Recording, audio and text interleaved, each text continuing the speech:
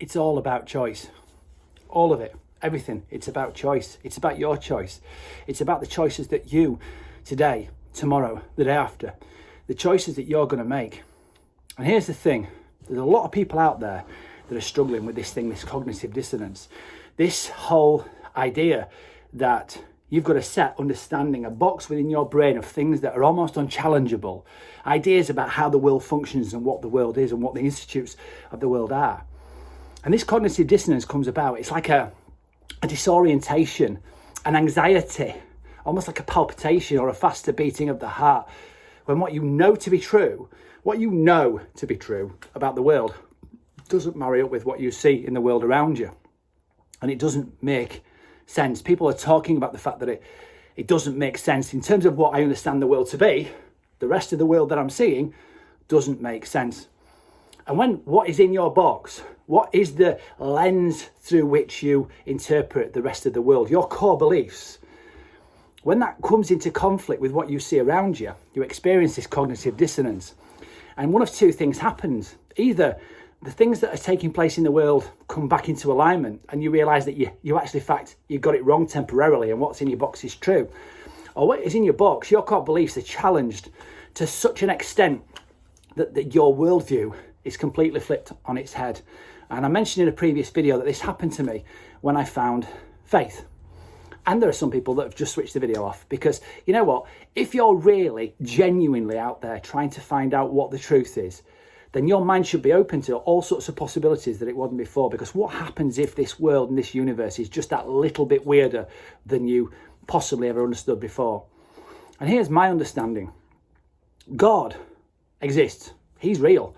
Every single thing in my life, in terms of all the experiences of my life and everything that I've ever done or thought about that's brought me to this point here, convinces me of the fact that Jesus is real. And I've not just come up a lifetime in church and come to that conclusion. I've had experiences that have taught me that Jesus is real.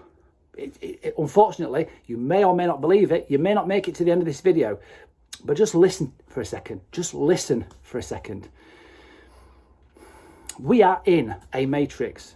We really are in a matrix. You know that disorientation that you felt when things aren't quite as you thought as far as the universe is concerned? You've always sort of thought, what happens if this is some kind of simulation? We are in a fixed paradigm of time, matter and space that was created by God to give us time after time after time after time an opportunity to get to know him. And that's why I say it's all about choice. It's whether you will choose him or you won't. That is what this universe is really, really all about. You see, God has created this universe because at the end of it, he wants a group of people that have chosen to get to know him. And he's given us this thing called free will. He's given us a self-determination that allows us to make choices for ourselves. And we exist within 3 dimensions. Scientists, people looking at string theory, people looking at quantum theory, quantum science, and looking at information theory, all sorts of different branches of science have come to the conclusion that we're in a digital simulation. That's the conclusion they're coming to, incidentally. I don't put it quite in those words, but they believe we exist within 3 dimensions and that there are somewhere in the region of 10. And the Bible would say that we live within time, space and matter. We exist within 3 dimensions, but that there are more dimensions that God lives in. And again, you look at dimensional beings and look at how that works. If you drew on a piece of paper, on a flat piece of paper, a stick man and a stick woman, a 2-dimensional couple of beings that would look along the plane of their existence at each other, they would just see a line. And if you passed a snooker ball between them, they would see a dot that would get bigger and bigger and bigger and bigger and smaller and smaller and smaller and smaller. Because they would only, now through mathematics, they could come to the conclusion that there is the 3rd dimension, but they wouldn't ever be able to really experience it. Now you as a 3-dimensional being can touch them both at the same time. They know they're experiencing something and they've got no clue what they're experiencing, and that's because you come from a 3rd dimension. And when you look at passages in Ezekiel and Revelation, when people look upon Christ in all his glory, what they're looking at is a 8 or a 9 or a 10-dimensional being. And we have this body of flesh that is essentially a spacesuit that keeps our spirit tethered to this place that we exist within now. And God has created this universe because he wants a group of people that have chosen, using their free will, to get to know him. And so many people say to me, they say, why do bad things happen? Why do bad things happen? Why do people do such terrible things to themselves? And that is because that in this universe within which we exist, there is a being called the devil. And he is real. He is not an alien. He is an interdimensional being. He is one of the beings that God created that comes from, there's no transgalactic beings knocking about anywhere. They are interdimensional beings. They defy the laws of physics. Aliens fly alien spacecraft, and they show up on multiple radars and have radiation trails. They are very, very real, but they're not intergalactic beings. They are transdimensional beings. They're called demons, or they're aliens. They're demons, or they're angels. They're angels. They're essentially fallen angels. Okay, that's how the Bible describes them. They're in the Bible. They're there. That they're actually there in the Bible. We use modern language to describe what we see in this document that is over 2,000 years old, and that is what they are. You see, even the devil serves God's purpose, because if we have this free will, if we have free will and we have the opportunity to choose moment by moment to have a relationship with God, that is really, really valuable. And I'll tell you why it's valuable. Imagine the couple where one of them has stood on a bridge about to commit suicide, about to jump off the bridge because one of them is broken up with the other one, and they say, I'm going to jump off this bridge unless you stay with me. And then they climb down off the bridge. What value is there on that in that terms of that relationship, bearing in mind that there's an axe weighing over the head of the person that's thinking, he's going to jump off the bridge if I don't stay with him. There's no value, because it's a relationship based on coercion. And God isn't like that. God isn't like that. You may have heard people talk about Jesus standing on the door and knocking. You may have heard people previously talking about the fact that you have to invite God into your life, invite Jesus into your life. And it is purely because this is all about choice. This is about making the choice for God.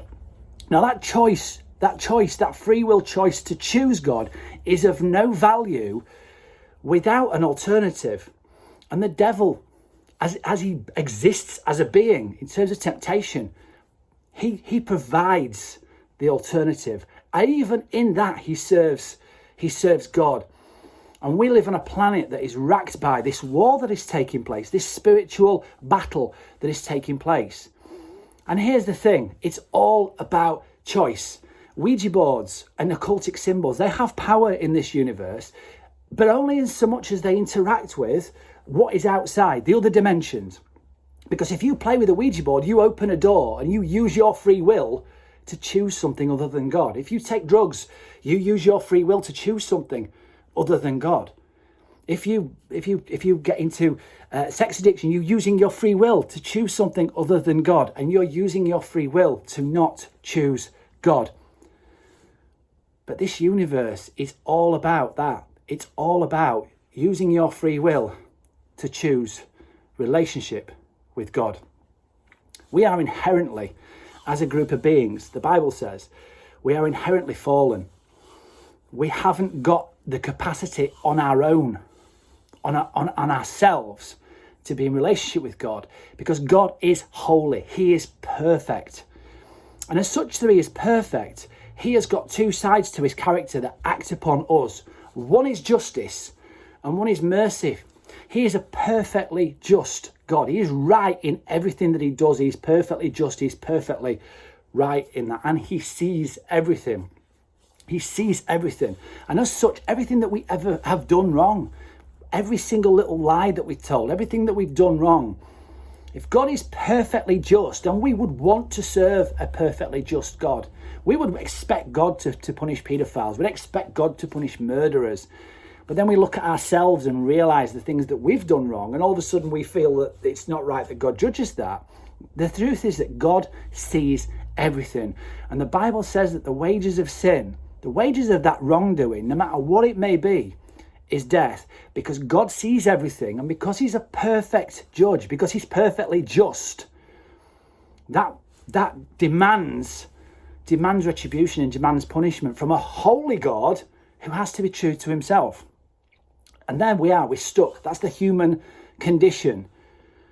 We are estranged from God and we are unable to choose him, to make that choice to choose him. And we're stuck within this paradigm. And there is the problem. But as such as God is perfectly just, he is also perfectly merciful. He's perfectly merciful. And when I say perfect, we don't really often come across things in this world that are always or never. Invariably, if you make a comment and it's got the word always or never in it, it's usually wrong. Like my wife may say to me, you never do the dishes.